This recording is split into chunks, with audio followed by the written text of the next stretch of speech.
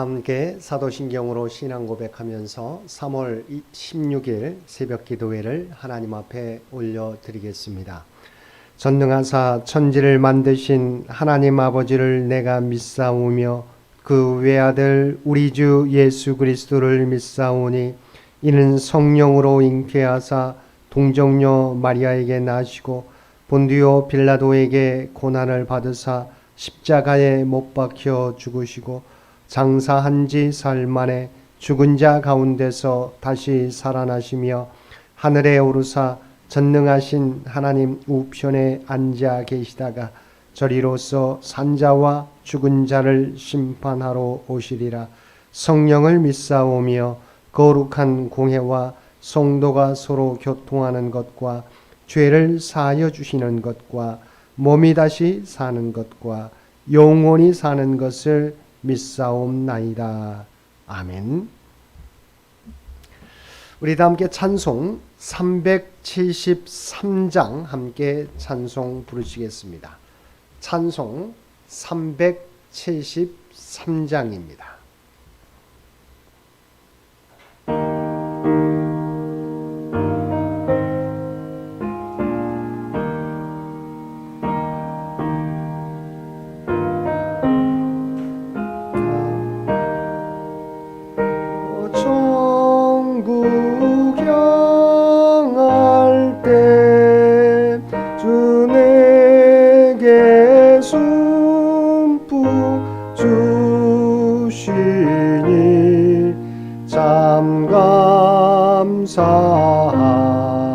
감사합니다.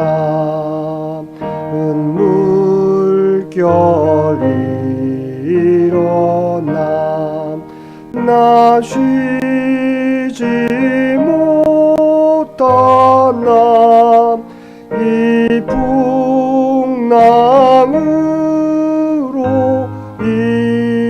인하여 더 빨리 갑니다. 내 걱정 근심을 쉬 없게 하시고 내 주여 둔 영혼을 곧 밝게 하소서. 이 세상 고락감 주 뜻을 못 받고 내 몸이 의지 없을 때 큰 믿음 주소서. 아멘. 오늘 우리에게 주신 하나님의 말씀 사무엘상 23장 15절에서 29절까지 말씀입니다. 사무엘상 23장 15절에서 29절까지 말씀입니다.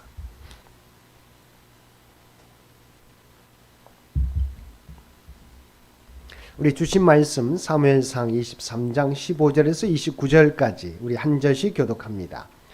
다윗이 사울이 자기의 생명을 빼앗으려고 나온 것을 보았으므로 그가 광야 수풀에 있었더니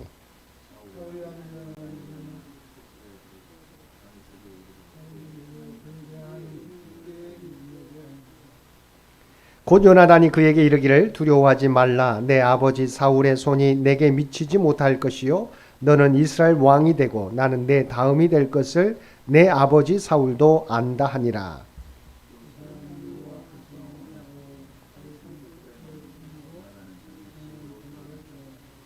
그때 10사람들이 기브아에 이르러 사울에게 나와 이르되 다윗이 우리와 함께 광야 남쪽 하길라산 숲을 요새에 숨지 아니하였나이까.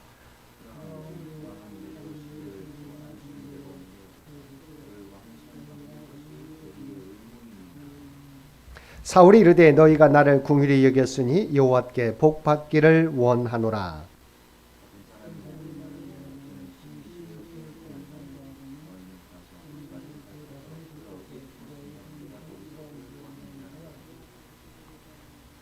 그가 숨어있는 모든 곳을 정탐하고 실상을 내게 보고하라. 내가 너희와 함께 가리니 그가 이 땅에 있으면 유다 몇 천 명 중에서라도 그를 찾아내리라 하더라.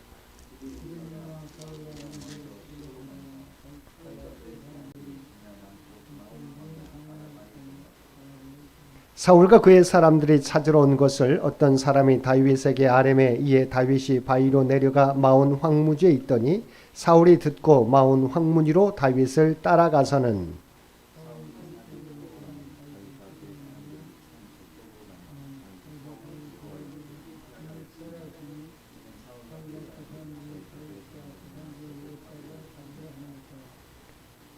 전령이 사울에게 와서 이르되 급히 오소서 블레셋 사람들이 땅을 침노하나이다.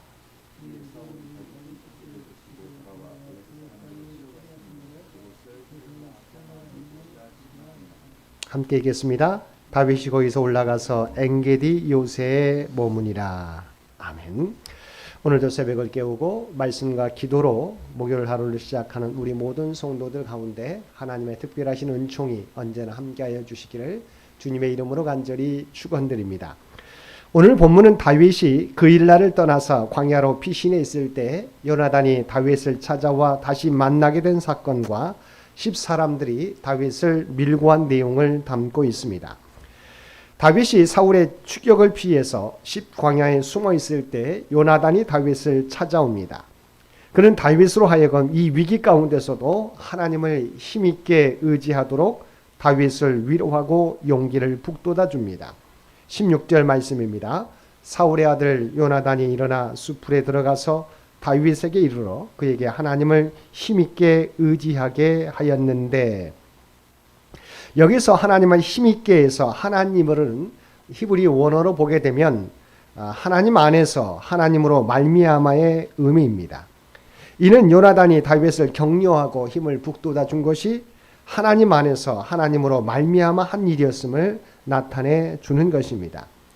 여기에는 사울이 그를 추적하고 있는 현실만을 바라보지 말고 눈에 보이지는 않지만 하나님의 언약을 통하여 개입하시는 하나님을 의지하라고 하는 것입니다. 그리고 요나단은 그가 안전할 것과 사울이 결코 다윗을 해치지 못할 것과 다윗이 왕이 될 것이라는 사실을 전합니다. 17절 하반절입니다. 너는 이스라엘 왕이 되고 나는 내 다음이 될 것이다. 본문에서 요나단이 내 다음이 될 것이다 라고 하는 것은 두 가지로 해석이 가능합니다. 즉 요나단이 다윗 다음에 왕이 될 것이라는 의미로 해석할 수도 있고, 다윗이 왕이 되면 자신은 영원히 2인자로 남겠다는 의미로도 해석할 수 있습니다. 본문의 상황에서는 왕의 계승권 자체를 포기하겠다는 후자의 의미가 더욱 강합니다. 여기서 요나단은 하나님께서 다윗을 왕으로 세우셨음을 겸손하게 인정하고 있습니다. 이미 요나단은 자신이 입고 있던 겉옷을 다윗에게 줌으로써 다윗에게 자신의 왕권을 이양했음을 상징적으로 드러냈습니다. 그 사건에 이어서 본문에서는 이제 자신의 입으로 다윗의 왕권을 확실하게 인정하고 있는 것입니다. 이처럼 다윗을 차기 왕으로 인정하고 자신의 기득권을 포기하는 요나단의 태도는 하나님 나라를 위하여서 자신을 쇠하여야 하겠고 예수 그리스도는 흥해야 하겠다고 고백했던 세례 요한을 떠올리게 합니다. 그리고 요나단은 그 사실을 사울도 익히 알고 있다고 알려줍니다. 결국 사울도 다윗이 왕이 될 것을 24장 20절에서 자신의 입으로 고백하게 됩니다. 요나단이 다윗에게 이 사실을 밝히는 것은 두려움에 떨고 있는 다윗을 위로하기 위함이었습니다. 이러한 요나단의 태도와는 달리 사울은 다윗이 왕이 될 것을 알았기 때문에 오히려 다윗을 죽이려고 했습니다. 결국 사울은 하나님의 뜻을 알고도 그 뜻을 거슬러 인간적인 방법으로 왕권을 유지하려는 어리석음을 범했던 것입니다. 이처럼 다윗과 요나단 두 사람은 서로를 격려하고 다시 하나님 앞에서 언약하고 헤어집니다. 극심한 고난을 당하고 있던 다윗에게 요나단의 위로는 큰 위로가 되었을 것입니다. 이런 요나단의 위로가 있었지만 19절을 보면 10사람들이 기브아에 있는 사울을 찾아간 사실에 대하여 말하고 있습니다. 그들이 사울을 찾아간 이유가 무엇입니까? 다윗을 사울에게 넘겨주기 위함이었습니다. 가룟 유다가 예수님을 넘겨주고자 대제사장들을 찾아갔던 것처럼 10사람들 또한 다윗을 사울에게 넘겨주려고 찾아간 것입니다. 20절을 보면 10사람들이 다윗을 사울의 손에 넘겨주는 것이 자신들의 의무라고 말하고 있습니다. 그러나 이러한 10사람들의 태도는 결코 옳은 것이 아닙니다. 물론 사울을 왕으로서 존경하는 것은 마땅합니다. 하나님께서 그를 세워주셨으므로 백성들은 그의 권위를 인정하고 존경해야 합니다. 다윗이 사울을 죽일 수 있는 기회가 2번이나 있었음에도 불구하고 그를 죽이지 않은 것이나 스스로 사울을 죽였다고 말한 아말렉 소년을 처형한 것은 다 그가 사울의 권위를 인정한 까닭이었습니다. 그러나 하나님이 세우신 왕이라고 해서 그의 뜻에 무조건 따르는 것은 결코 성경적인 일이 아닙니다. 비록 왕이라 할지라도 그가 결정하고 시행하려는 일들이 하나님의 뜻과 상반되는 것일 경우에는 단호히 거부 의사를 밝혀야 합니다. 그런데 10사람들은 사울이 하나님의 뜻과 반대되는 일을 행하고 있음에도 전혀 개의치 않고 사울에게 협력하였던 것입니다. 24절에서 29절 말씀에 보면 다윗을 해치기 위해서 사울과 10사람들이 협력하는 것을 볼 수 있습니다. 유다 산지에 익숙한 10사람들은 사울의 더듬이 역할을 했습니다. 그들은 다윗이 사울의 추격을 피하여 옮겨가는 곳을 정확하고 신속하게 사울에게 알려주었습니다. 그리하여 사울은 어렵지 않게 다윗을 코너에 몰아넣을 수 있었습니다. 천하의 다윗이라도 이번만큼은 빠져나갈 구멍이 없었습니다. 일촉즉발의 위기를 맞이한 것입니다. 하지만 결과는 어떻게 되었습니까? 다윗이 사울의 손에 걸렸습니까? 최후를 맞이했습니까? 아닙니다.